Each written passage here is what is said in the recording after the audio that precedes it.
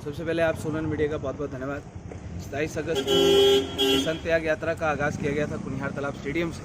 और आज 8वां दिन है। आज हम लोग लगभग ज़िला सोलन से हम लोग ज़िला सिरमौर में एंटर करेंगे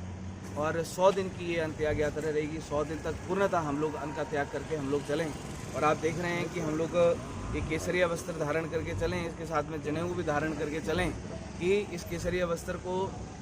पहनकर हम लोग क्या त्याग और बलिदान की भावना अपने समाज के प्रति अपने अंदर हम लोग उत्पन्न कर सकते हैं। और लगातार देवभूमि क्षत्रिय संगठन स्वर्ण मोर्चा और साथ में राष्ट्रीय देवभूमि पार्टी ने हमेशा से स्वर्ण समाज के अधिकारों की लड़ाई पहली पंक्ति में खड़े होकर हम लोगों ने हमेशा से लड़ी। उसी लड़ाई को आगे बढ़ाते हुए और मजबूती के साथ आगे बढ़ाते हुए ये 100 दिन की अंत यात्रा का हम लोगों ने आगाज़ किया है और आज सोलन में हैं और सोलन आज हम लोग शूलिनी माता मंदिर के दर्शन करने के पश्चात हम लोग कुछ इलाकों से यहाँ से गुजरते हुए फिर जिला सिरमौर की ओर हम लोग एंटर करेंगे। उद्देश्य क्या है सर इस यात्रा का और किस तरह का समर्थन लोगों को मिल रहा है? जी देखिए, जहाँ पर उद्देश्य की बात आती है तो ये जो 100 दिन की अंत त्याग यात्रा है इसमें लगभग हम लोग 10 मुद्दों को लेकर हम लोग चलें और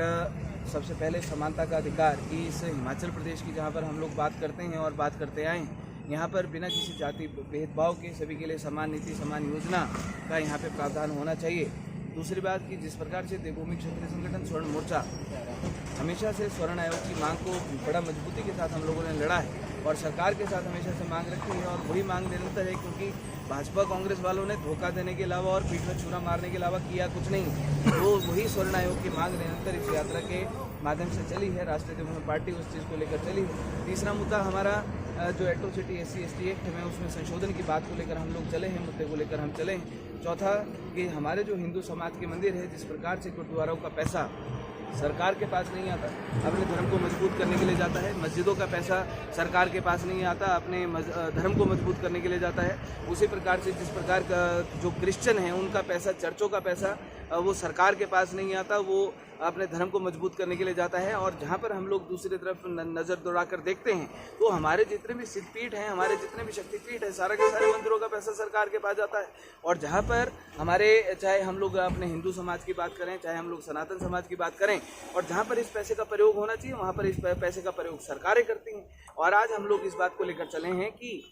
ये जो हमारे हिंदू समाज के जो मंदिर हैं, इन हिंदू समाज के मंदिरों के पैसे को सरकार के अधीन से बाहर करके, इन जो सिद्धपीठ और शक्तिपीठ हैं सरकार के कंट्रोल से बाहर करके, हमारे इस हिंदुस्तान में हमारे धर्मगुरु हैं, हमारे महामंडलेश्वर हैं, शंकराचार्य हैं, जिनके पास वो उपाधि है, उनके अधीन इसे एक ट्रस्ट बनाकर इस पैसे को जो हमारा सनातन धर्म है उसको मजबूत करने के लिए। दूसरा, जिस प्रकार से हमारी गुरुकुल शिक्षा प्रणाली पहले हुआ करती थी कि हमारे जो हिंदू समाज के बच्चे हैं उनको हमारे वेदों का, हमारे शास्त्रों का, हमारे उपनिषदों का, हमारे धर्म ग्रंथों की शिक्षा दी जाती थी। और आज की तारीख में हम देखते हैं कि एक तरफ